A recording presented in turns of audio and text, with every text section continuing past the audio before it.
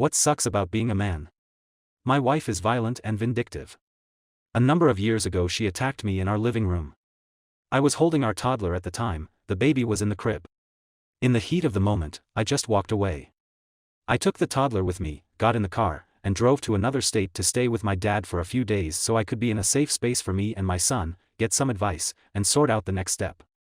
My wife called the police and filed a report that I had attacked her, stolen our car, and kidnapped her son.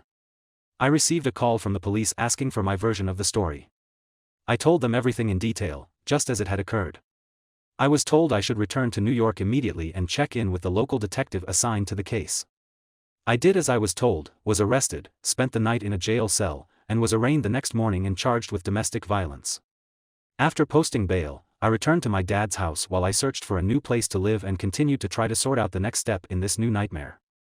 A trial date was set, but in the meantime, I had no visitation rights with my children. A restraining order was placed against me, and I was not allowed to return home to get my things, my medical equipment. I had to recreate myself from scratch as an adult, buy a new wardrobe, find an apartment on my own, set up new bank accounts, figure out how to get my mail, all kinds of stuff you don't even think about until you've essentially been thrown out on the street. While awaiting a sentence, I was mandated to attend a domestic violence class on a weekly basis. The class was extremely strict, no missed classes, no late arrival, a steep cash payment upon the beginning of each class, and weekly attendance for at least 1 year or more according to a decision by the court. The class was held in an inconvenient location at the edge of town accessible by a lone bus route that involved hours of my time to travel there, and the constant fear that I would not arrive on time. In the class, we were treated to anecdotes about acts of violence committed by men against their female significant others. Domestic violence, according to the instructor of this course, was an act of violence committed by a man against his female partner. Only men can commit an act of domestic violence, and only against a woman. My wife's attack against me and the sod I held in my arms would not qualify as an act of domestic violence by this definition. We were not allowed to question this definition, or else we would be dismissed from the class as having been disrespectful. If we asked about a situation similar to mine, where the woman attacked the man, with or without provocation, we were called out for blaming the victim and threatened with dismissal.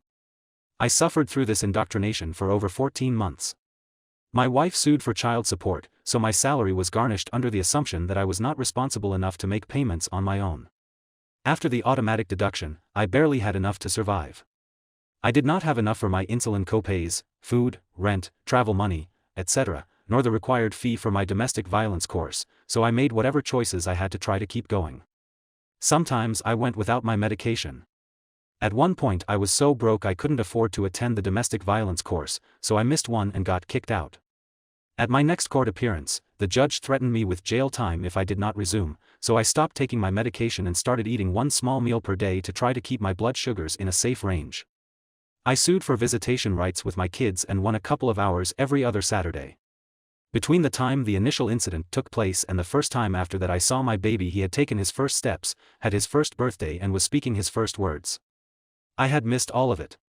Most weeks when I arrived to pick up my kids, my wife would be out, or she would pretend not to be home, so I didn't get to actually spend much time with my kids, despite the court order.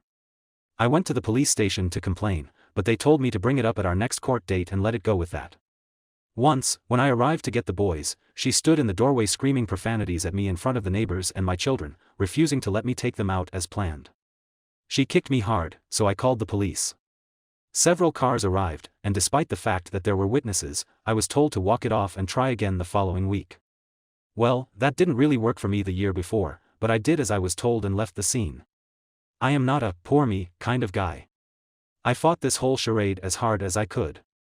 I talked to lawyers, joined a men's advocacy support group, and told everyone I could about the injustices that were taking place.